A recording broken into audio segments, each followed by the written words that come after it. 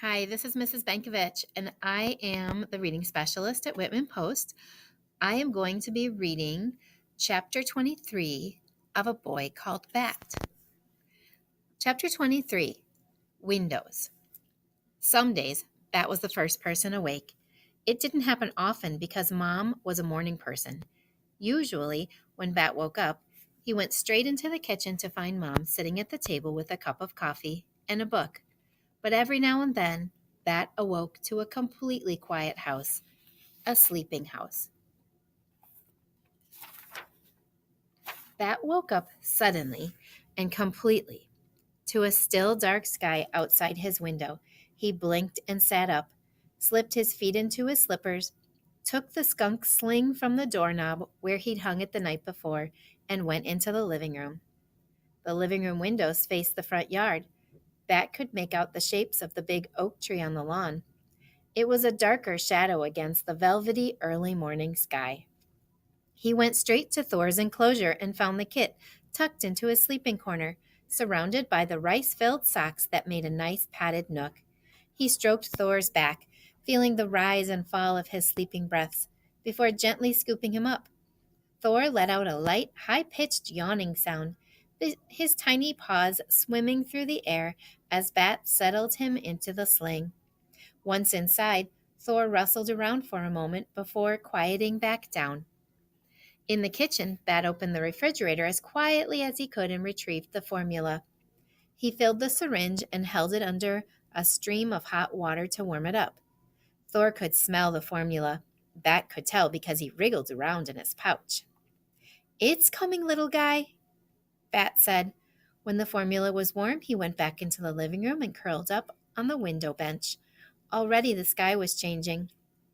It was still dark, but now Bat could make out the branches of the tree. He heard the very earliest morning birds, the ones that sang each day as the sky began to lighten.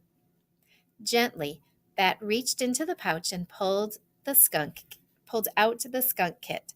It was too dark to see clearly, but Bat didn't want to startle him by turning on a lamp. So he brought the syringe down to Thor's face and let the skunk find the tip by smell. As Thor had his breakfast, the sky turned violet and pink and then orangey red. The tree trunks lightened from black to brown, and its leaves transformed to green. The first birds called louder, waking up their friends, and they became a chorus of a song. Bat looked down to see if Thor had finished his formula and gasped in surprise. The two tight slits that had been closed since Mom first brought him home were open. Bat could see Thor's eyes. They were the darkest black Bat had ever seen. "Hey there," Bat cooed down at Thor. "Good morning, little kit." Thor kept licking at the tip of the syringe, but his quick pink tongue hesitated just a bit when Bat spoke. Maybe he was listening. Maybe he understood. Bat stroked back the soft black and white fuzz on Thor's little forehead. "I see you," he said. "Do you see me?" Mom emerged from her bedroom, tying the belt of her robe. "Bat," she said, "you're up early." "Mom," Bat said, "look, Thor's eyes are open." Mom came over to see. "Look at that," she said, resting her hand on top of Bat's head and patting his hair, just as Bat stroked Thor. "His eyes are beautiful, Mom," Bat said. "Don't you think his eyes are beautiful?" Mom sat down on the window seat next to Bat. "I think that's the first time I've ever heard you mention someone's eyes," she said. "Most eyes are boring," Bat said, "but Thor's eyes are amazing. Look, they are the color of outer space. They're open." "Bat," Mom said, "what color are my eyes?" "Brown," Bat answered, still staring at the skunk kit. Droplets of formula hung from the little black and white hairs all around his mouth. "Nope," said Mom, "they're hazel."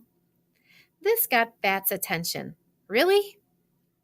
He looked up and stared at Mom's face. Her eyes were golden brown with little flecks of green and yellow in them. "They look like marbles," Bat said. "I never noticed." "Well, you never have been all that interested in people's eyes." Bat shrugged. I never thought about it, he said. Some people say you can tell a lot by about a person by looking into their eyes, Mom said. What do you think about that? Bat thought about it. I don't get it, he said. If I want to know something about a person, I ask. I think you can tell more about people from what they say than from their eyes. Said Mom. You have an interesting way of seeing the world, Bat. Bat stared deep into Thor's space black eyes. He tried to see what he could learn from them. He looked first into the left eye and then into the right and then into the left again. It's hard to look in two eyes at the same time, he said. Which one am I supposed to look in? I don't think it matters. Try looking into my eyes, Mom said, and see what you can learn about me. Bat tucked Thor back into the pouch. Mom took the syringe and sat down. She took Bat's hands into hers and smiled at him. Bat smiled back.